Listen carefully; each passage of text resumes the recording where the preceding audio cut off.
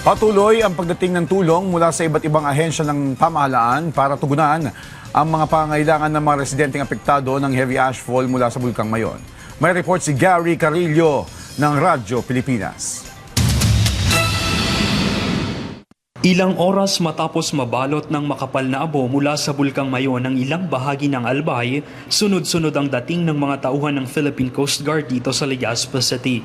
Agad nagsagawa ng road clearing ang PCG Bicol katuwang ang Bureau of Fire Protection para matiyak ang kaligtasan ng mga motorista at walang maging aberya sa mga tulong na darating sa lalawigan.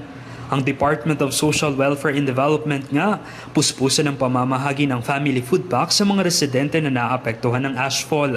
Habang ang Department of Health nag-deploy ng mga emergency medical team sa 17 evacuation centers para matutukan ang kalusugan ng mga evacuee.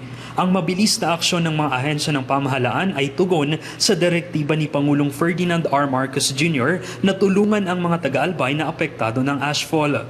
Sa utos na rin ng ating Pangulo, si Pangulo Marcos, na lahat kami from the national government ay dapat ready at handang tumulong at lahat ng mga programa namin na pwedeng ibigay sa Albay ay dapat maibigay at para makatulong tayo. So all hands po, lahat ng mga NDR and member agencies ay nakatutok dito sa activities ng Lubos naman ang pasasalamat ng mga residente sa mabilis na tugon ng pamahalaan. Thank you po PBBM sa agarang aksyon and sa suporta po na natatamasa namin.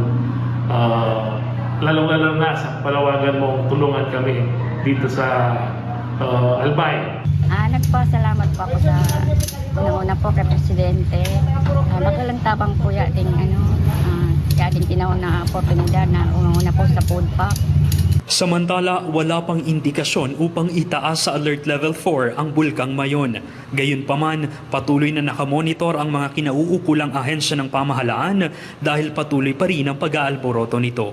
Mula rito sa Albay, para sa Integrated State Media, Gary Carillo ng Radyo Pilipinas, Radyo Publiko.